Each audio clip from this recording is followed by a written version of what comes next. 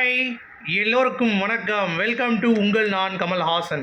So இந்த வீடியோவில் நம்ம கமல் சார் பற்றின ஒரு புதிய தகவல் தான் வந்து டிஸ்கஸ் பண்ண போகிறோம். வீடியோக்குள்ளே போகிறதுக்கு முன்னாடி நம்ம சேனலுக்கு நீங்கள் புதுசாக இருந்தீங்கன்னா கண்டிப்பாக சப்ஸ்கிரைப் பண்ணிக்கோங்க, வீடியோ மறக்காமல் லைக் பண்ணிக்கோங்க. இப்போ நம்ம வீடியோக்குள்ளே போகலாம். ஸோ எம்பி எலெக்ஷன்ஸ் வந்து பார்த்தீங்க அப்படின்னா 2024க்கு ஸோ அதற்கான வேலைகளில் மக்கள் நீதி மையம் வந்து பார்த்திங்கன்னா தொடங்கிட்டாங்க.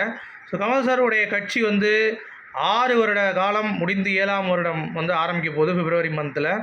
ஸோ கூடிய விரைவில் ஆரம்பிக்க போகுது அப்படிங்கிறது உங்கள் பக்கம் நம்ம வந்து சொல்லிட்டோம். பட் இருந்தாலும் வளர்ச்சி இருக்கா அப்படின்னு சொல்லி கேட்டிங்கன்னா, அரசியலில் கமல் சாரை எப்படி சினிமாவில் வந்து என்னடா அது இப்படிலாம் படம் எடுக்கிறாருன்னு சொல்லி விமர்சனம் பண்ணவங்க இப்போ அரசியலும் அதே தான் வந்து பண்ணி கொண்டு இருக்கிறார்கள். பட் இப்போது டிஎம்கே கூட கூட்டணி இருக்கும், ஒரு சீட் வந்து கன்ஃபார்மாக எம்பிக்கு வந்து கிடைக்கும். அந்த ஒரு இது வந்து கோவை தெற்கு தொகுதியாக இருக்கும், அப்படி இல்லைனா தென் சென்னை தொகுதியில் வந்து ஏதாவது ஒன்று கொடுப்பாங்க அப்படின்ற மாதிரி வந்து சொல்லப்பட்டிருக்கு. பட் இன்னும் வந்து அஃபிஷியலாக வந்து அனௌன்ஸ்மெண்ட் வரல. கமல் சார் வந்து ரொம்ப எக்ஸைட் ஆகிருக்காராம். டார்ச் லைட் சின்னம் வந்து மீண்டும் வந்ததுக்கு அவர் ரொம்ப வந்து ஹாப்பி ஆகிட்டார் போல தெரியுது.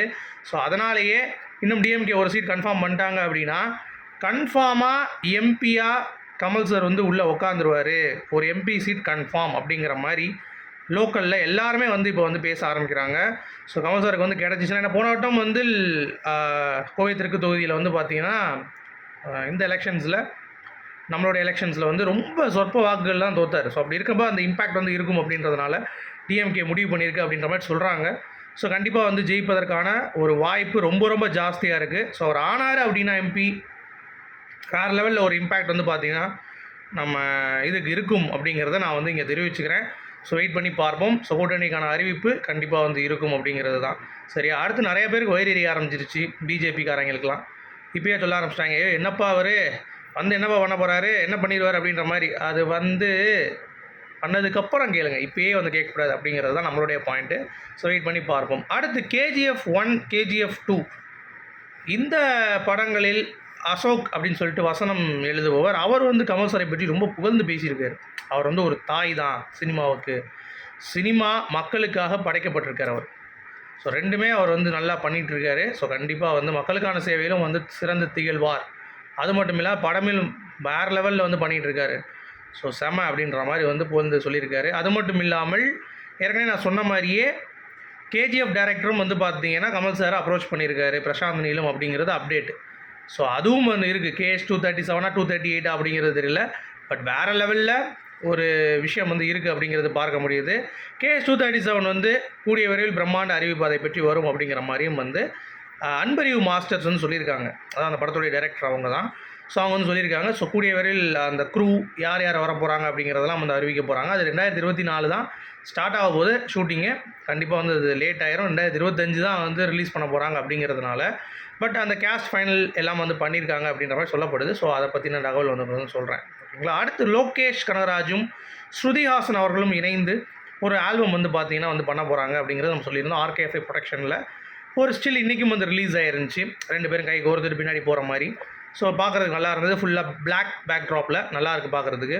அப்புறம் SK21 நாளைக்கு டைட்டில் டீசர், என்ன டைட்டில் அப்படிங்கிறது போர் கண்ட சிங்கமா இல்லை போர்க்களமா அப்படிங்கிறது தெரியல. ஸோ வெயிட் பண்ணி பார்க்கலாம். அதுவும் வந்து ஒரு நல்ல இம்பேக்ட் வந்து க்ரியேட் பண்ணும் சிவகார்த்திகேயனோட கெரியரில். கமல் சாரோடைய ஒரு பங்களிப்பு வந்தால் எப்படி இருக்கும் அப்படிங்கிறத ஒரு டிரான்ஸ்ஃபர்மேஷனாக காட்டியிருக்காங்க.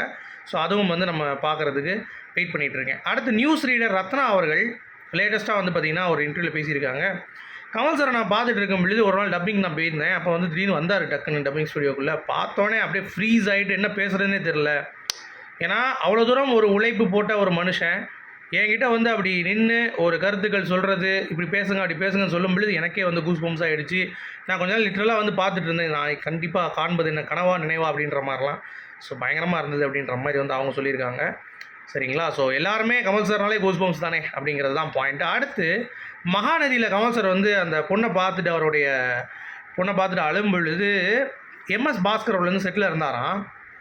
அப்போ அவர் பொண்ணும் வந்து கூட இருந்தாங்க போல தெரியுது. அந்த சீன் இனாக்ட் பண்ணும் பொழுது அவர் அதை பார்க்கும் பொழுது பயங்கரமான ஒரு எஃபர்ட் வந்து கமல் சார் வந்து போட்டிருக்காரு.